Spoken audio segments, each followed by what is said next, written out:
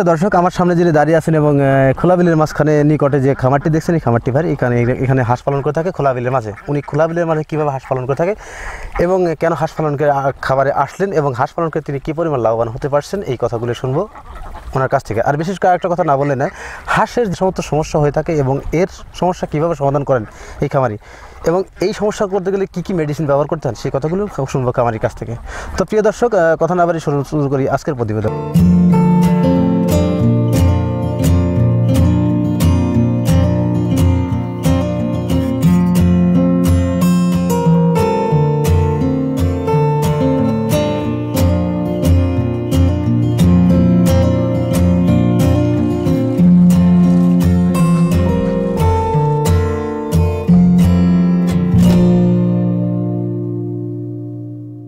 আসসালামু আলাইকুম ভাই, ভালো আছেন ভাই? আলহামদুলিল্লাহ। আপনার নাম কি ভাই?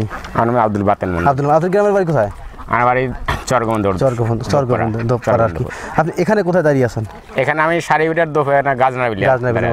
আপনি এখানে কতগুলো হাঁস আছে এখন? এখানে আছে 1050টি 55টা। এখান এই হাঁসগুলি বড় কিনছিলেন না ছোট কিনছিলেন? এটা একদিনকার বাচ্চা। একদিনকার বাচ্চা কিনছিলেন? একদিনকার বাচ্চা কোথা থেকে সংগ্রহ করছিলেন আপনি? এটা আমরা উল্লাপাড়া বোধগাছা থেকে আনি। কোন হাঁসাই থেকে আনছিলেন? এটা আছে আপনার হামিদ মোল্লা আছে। মোল্লা হাঁসাই থেকে আনছিলেন আর কি। যাই হোক, আপনি কি জাতের বাচ্চা দিয়ে খামারটি শুরু করলেন? আমরা আনি আপনার হলো ক্যাম্বেল আনি।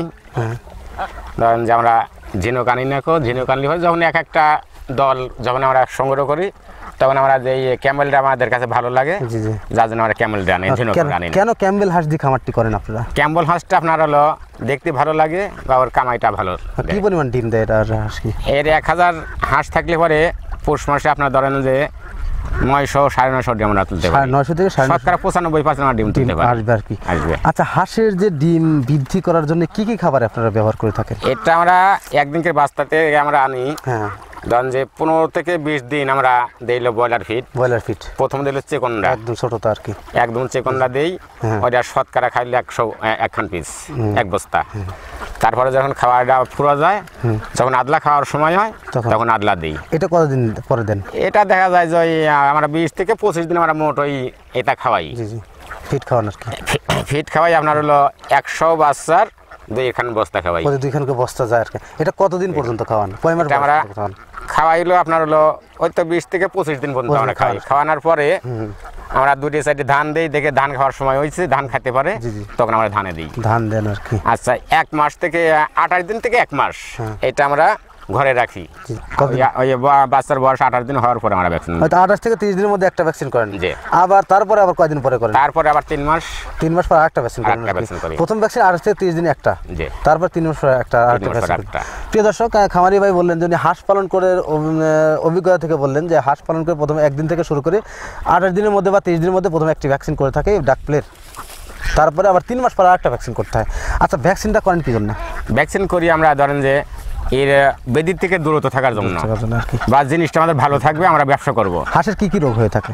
হাঁসের রোগ আপনার হলো যে বাথরুম কি কয়, পাতলা পায়খানা, এই সমস্ত এইসব বেদি দলি ভরে ঠান্ডা লাগে। কি কি ওষুধ ব্যবহার করেন আপনারা? ওষুধ দিয়ে আপনার হলো ঠান্ডার জন্য টক্সিন। তারপরে এর ওষুধ দিয়ে আপনার হলো রিবোসন। কি জন্য রিবোসনটা? কি জন্য রিবোসনটা দিয়ে আপনার হলো গালে ঘার জন্য। ধান খায়, গালে ঘা হয় না, শামুক খায়, ওই জন্য আর গালে ঘার জন্য রিবোসন দিই। তারপর আর কি? আর ডিম বৃদ্ধি করার জন্য দিলে আপনার হলো। ডিম বৃদ্ধি করার জন্য কি কি ওষুধ ব্যবহার করেন? ডিম বৃদ্ধি করার জন্য তো AD3 দিই, জিঙ্ক সালফেট দিই, আর আপনার হলো ক্যালসিয়াম দিই। জিঙ্ক সালফেট এটা আমরা বুঝতে পারি। জিঙ্কটা কেন দেন? জিঙ্কটা দিই আপনার ডিমের খোসাটা পুষ্ট হয়, মোটা হয়, শক্ত হয়, ওই জন্য ঝুনঝুন করে বাজে। বুঝতে পারছি। আর ক্যালসিয়ামটা দিই হাঁসের হচ্ছে আপনার হলো পায়ে শক্তি থাকার জন্য, মানে অনেক রাস্তা দূর করে, প্যারালাইসিস যাতে না হওয়ার সম্ভাবনা থাকে, অনেক রাস্তা আপ ডাউন করে, তো ওই জন্য ক্যালসিয়ামটা দিই। এটা দিয়েই আমরা জানি ব্যবসা করি। আমরা মাঠে দূরে দূরে থাকি, কোনো মেঘ সাবর যা কেন না হয় আমরা কিছু আমাদের গাঢ় হয়ে দিয়ে চলে যায়, শিলপাত্র পরে এদের গাঢ় হয়ে দিয়ে চলে যায়। হাঁস রাখার জন্য যে এই খোলা বিলে আপনি কিরকম পরিস্থিতি করে থাকেন, পরিবেশ তৈরি করেন? পরিবেশ তৈরি ধরেন যে এরকম জাল দিয়ে নেট দিয়ে আমরা ঘিরে রাখি, নিজের থাকার একটা সই করি, ওদের থাকে, আমরা সই তলে থাকি, ওদের পাহারা দিই আমরা। রাতে রাত জাগি, শিয়াল বনবিলি খাটার সেগুলো আসে না, তারা রাখি, তাদের আমরা ডিম কিনে আমরা ঠিকালে পাই। এই 1050 পিস থেকে কি পরিমাণ ডিম পান প্রতিদিন আর কি? এখন বর্তমান 710-20 তুলতেছে। কি পরিমাণ ডিম আসে আর কি? 1000 ডিমের এখন 1080 এখন ডিম আসবে না, এই পর্যন্ত ধরেন এই 700 750 পর্যন্ত উপর যাবে এখন। আর ধান যখন পোঁচ ধরবে, কাটা ধরবে, তখন আমি ধরেন যে 900 থেকে 950 পর্যন্ত আমি ডিম তুলতে পারবো। 95% ডিম আসবে। খাকি ক্যাম্বেল হাঁস দিয়ে খামার করার উদ্দেশ্য হচ্ছে ডিমের পরিমাণটা বাড়ে। খাকি ক্যাম্বেল হাঁস ডিম প্রচুর পরিমাণ ডিম দেয়, এই জন্য মানুষ খাকি ক্যাম্বেল দিয়ে হাঁস দিয়ে খামারটি করেন। আপনিও করছেন আর করছি। আপনি কার পরামর্শ দিতে হাঁসের খামারে আসলেন? এটা আমি কারো পরামর্শ নিই না, বা আমার এলাকায় এইসব খামার দেখিয়ে অনেক তার খামারে যা নিজে খাটিছি, নিজে চাকর খাটি, খামারে রাখাল ছিলেন আর খাটিছি, তার খামারের যা রাখাল থাকে তার নিজেই যা এটা প্রশিক্ষণ নিছি, প্রশিক্ষণ নিয়ে যে কিভাবে খাওয়ানো লাগে সব কিছু দেখেছি, শিখেছি, শিখে সারি এখন বর্তমান নিজেই আমি বাচ্চা আইনি, নিজেই আমি খামার করতে পারি। বুঝতে পারছি আর কি, মানে ওষুধপাতি যাই লাগুক আমি এদের অন্য কারো কাছে যাইনি, আমি ডাক্তারের কাছে যাই, এটা নাম বলি দিয়ে দেয়। প্রিয় দর্শক, খামারি ভাই বললেন যে উনি হাঁস পালন করার অভিজ্ঞতা উনি পরের বাড়িতে, মানে অন্যের বাড়িতে রাখাল, হাঁসের খামারের সাথে রাখাল ছিলেন, হাঁস পালন করার সাথে জড়িত ছিলেন।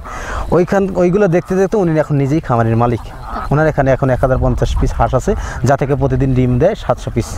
তো 700 পিস ডিম মাসে প্রতিদিন 7000টার মতো ডিম বিক্রি করেন এই খামারি। তো প্রতিদিন 7000টা ডিম বিক্রি করার পরে আপনি কি পরিমাণ খরচ হয় হাঁসের পাশে? এখন খরচ এখন মুখে মুখে বাঁচবে, বুঝছেন, এখন আমাদের লাভ হবে না। এখন এদের প্রতিদিন 3 মণ ধান লাগতেছে, 3টে লোক আছে, 3টে লোকের বেতন 40,000 টাকা দেওয়া লাগে। এখন আর মুখে মুখে আছে, এখন আমাদের কোনো লাভ হবে না। এদের লাভ আমরা পাবো ধান কাটা যখন শুরু করবি, তখন আমি লাভ পাবো, ধরেন যে তখন আমার অন্য কোনো কেনা লাগতেছে না। কি পরিমাণ আয় হবে প্রতি মাসে? তখন আমি মাসে কোমর পক্ষেও আমি 1,70,80,000 কি 2 লাখ টাকা মানে আমার হাঁস প্রতি মাসে 2 লাখ টাকা। ডিমের বেতন আর বেশি পাবো। এখন ডিমের দাম কম, আমরা ডিমের দাম 1100-1200 পর্যন্ত বিক্রি করছি। এখন আমাদের সেটা নাই, এখন বাজারে 8তে 850 টাকা দাম কমে গেছে। ওই সময় দামটাও বেশি পাবেন, বেশি পাবো। তো মোটামুটি আপনাকে বলতেছেন 1050 পিস হাঁস থেকে প্রতি মাসে তাও 1,70,000 থেকে 1,80,000 টাকা আয় করবেন। একটা সিজন আসবে, সেই সিজনটা যখন ধান কাটবে, সেই এটাই আমাদের সিজন। প্রিয় দর্শক, আশাতেই মানুষ বাসা বাঁধে, এ কথাটাই বললেন আমাদের খামারি। উনি বড় আশা করে আছেন যে সামনে ধান কাটবে, তখন ধান খাবে আর এক্সট্রা খাবারটা লাগবে না। আর তখন তার এই 1050 পিস হাঁস থেকে 1,70,000 থেকে 1,80,000 টাকা আয় থাকে পার মান্থ। এই কথাটাই বললেন। হাঁস পালন করার অভিজ্ঞতা কতদিন কার আপনার? আমার এটা ধরেন যে 8 থেকে 10 বছর। 10 বছর আর কি। এই 10 বছরের মধ্যে কী ধরনের সমস্যার সম্মুখীন হয়েছে হাঁস পালনে? এরা সমাধান করছি, ধরেন যেমন গরিব ছিল, আমার কিছু ছিল না, এখন এরা আমি পালিয়ে কি করছেন? ধরেন যে বাড়ি একটা ঘর খাড়া করছি, আর মাঠে কিছু আমাদের নিজের জমি তো নাই, আমরা এমনি জমি কটে রাখি, শন করে রাখি, বা বেশি টাকার পর রাখি, আমরা আবাদও কিছু করছি। শন করে বলতে কি বোঝায়? এটা ধরেন যে আমরা টাকা দিছেন আর কি, যে আমি একবারে মানে ফেরত যোগ্যতে। ঠিক আছে, বুঝতে পারছি। 3-4 লাখ টাকার জমি রেখা আছে। জি। এই হাঁস পালন করে আপনি 3-4 লাখ টাকা জমি রাখছেন এবং ঘর করছেন, সব মিলে করছেন। আপনার পরিবারের সদস্য কতজন? 4 জন। ছেলে মেয়ে দিয়ে তারা কি করে?